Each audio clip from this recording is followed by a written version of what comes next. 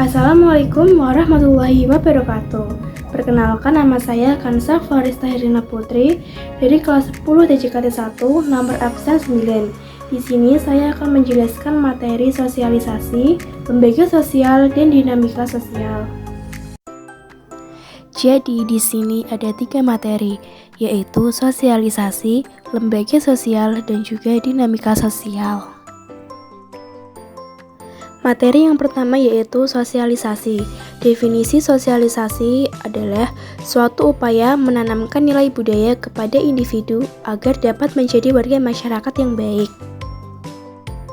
Sebagai makhluk sosial dalam lingkungan masyarakat, manusia dituntut untuk dapat menyesuaikan diri sehingga keteraturan sosial dapat terwujud. 1. Tipe, bentuk, dan agen sosialisasi. A. Tipe sosialisasi.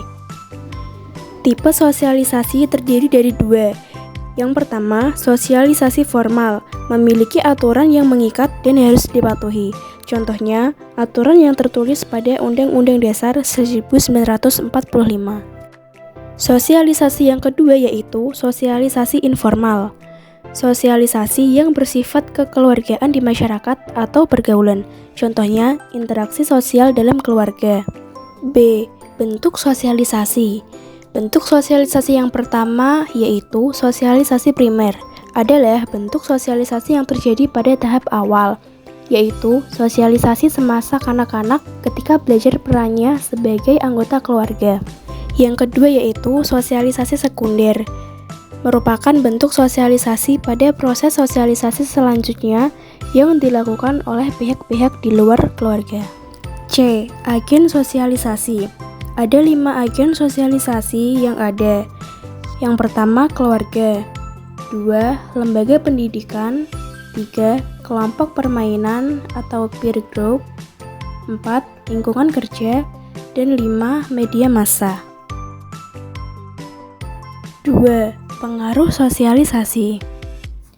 A. Keselarasan individu dan lingkungan sosial. Sosialisasi yang efektif dapat menginspirasi individu untuk berpikir dan bertindak sesuai dengan kepentingan sosial melalui beberapa tahap. 1. Tahap persiapan atau preparatory stage. Tahap ini dialami sejak manusia dilahirkan.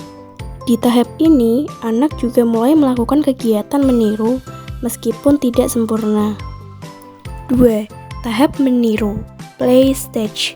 Di tahap ini, seorang anak belajar beberapa peran yang dilihatnya, tetapi belum mengerti serta tidak menyadari aturan dan objek permainan. 3. Tahap siap bertindak, game stage. Di tahap ini, seorang anak mulai menyadari objek permainan. Nah, jika pada tahap play stage, seorang anak hanya mengetahui perannya, tetapi di tahap ini, anak mulai mengetahui peran pihak lain yang berinteraksi dengannya. Yang keempat, tahap penerimaan norma kolektif, generalized stage. Nah, di tahap yang keempat ini, seseorang telah dianggap dewasa karena sudah dapat menempatkan dirinya pada posisi masyarakat secara luas. B. Komitmen sosial. Yang dimaksud komitmen sosial adalah suatu tindakan untuk melakukan sesuatu dalam proses sosialisasi ketika individu memiliki kebebasan berpartisipasi aktif dalam suatu komunitas sosial dan kebebasan dalam mengekspresikan diri. Materi yang kedua yaitu lembaga sosial. Yang pertama, pengertian lembaga sosial. Lembaga sosial adalah kumpulan peranatos sosial yang mengatur jalannya interaksi atau kegiatan sosial dalam masyarakat. 2. Karakteristik lembaga sosial. 1. Mempunyai simbol. 2. Mempunyai tata tertib dan tradisi. 3. Usianya lebih lama dari usia keanggotaan anggotanya. 4. Mempunyai alat kelengkapan. 5. Mempunyai ideologi. 6. Mempunyai tingkat daya tahan. Tujuan dan fungsi. Tujuannya yaitu memenuhi kebutuhan sosial dan kekerabatan, memenuhi kebutuhan pendidikan masyarakat. Fungsinya ada 2. Yang pertama fungsi manifest dan yang kedua adalah fungsi laten. 4. Jenis-jenis lembaga sosial dan fungsinya.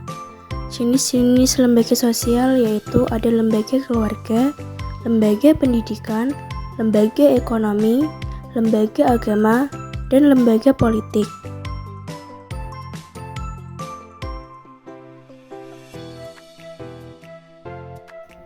5. Klasifikasi lembaga sosial. Lembaga sosial diklasifikasikan dalam beberapa tipe. A. Berdasarkan sudut nilai yang diterima oleh masyarakat. Basic institution, yaitu lembaga penting yang mendasar untuk menciptakan dan melaksanakan peraturan yang telah ditetapkan dalam masyarakat. 2. Subsidiary institution, yaitu lembaga sosial yang dianggap sebagian masyarakat kurang penting karena tidak memberikan pengaruh terhadap masyarakat. B. Berdasarkan sudut pengembangan. 1. Creative institution, yaitu lembaga sosial yang tumbuh secara tidak direncanakan. 2. Nurtured institution, yaitu lembaga sosial yang sengaja dibentuk dan direncanakan. C. Berdasarkan sudut penerimaan masyarakat. 1. Sanctioned institution, yaitu lembaga sosial yang diterima masyarakat.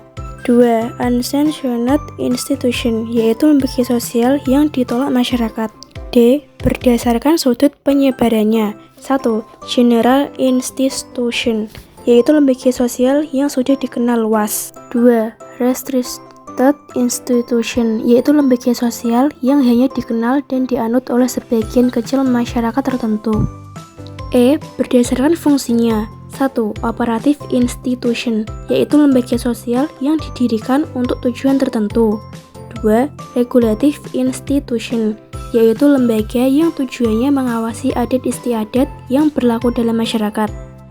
Materi yang ketiga yaitu dinamika sosial. Definisi dinamika sosial adalah kajian dalam ranah sosiologi yang membahas tentang perubahan dalam kehidupan masyarakat yang dipengaruhi oleh beberapa faktor. Faktor-faktor yang menyebabkan dinamika sosial yaitu 1. Bertambah atau berkurangnya penduduk. 2. Penemuan-penemuan baru. 3. Pertentangan dalam masyarakat. 4. Terjadinya pemberontakan atau revolusi. Teori dan objek masalah sosial. Teori masalah sosial ada dua, yaitu yang pertama teori fungsionalis dan yang kedua teori konflik antar kelas sosial. Objek masalah sosial yaitu 1. Ketidakadilan. 2. Perilaku menyimpang. 3. Pengendalian sosial. Dan 4. Perubahan sosial. 2. Kemiskinan sebagai masalah sosial. A. Bentuk kemiskinan. Bentuk kemiskinannya ada berbagai macam. 1. Kemiskinan absolut. 2. Kemiskinan relatif. 3. Kemiskinan kultural. 4. Kemiskinan natural. Dan 5. Kemiskinan struktural. Kemiskinan dapat disebabkan oleh dua faktor. Yang pertama, faktor pribadi. Faktor pribadi bisa terjadi karena penyakit, kecelakaan, buta huruf, dan pemborosan. Selain itu, ada juga yang kedua yaitu faktor ekonomi. Yang pertama, faktor ekonomi di bidang pertanian, pengangguran, dan penimbunan kekayaan yang tidak produktif. 3. Dampak permasalahan sosial dalam kehidupan bermasyarakat. Kemiskinan, kriminalitas, kesenjangan sosial ekonomi, dan ketidakadilan merupakan beberapa masalah sosial yang terjadi di tengah-tengah masyarakat.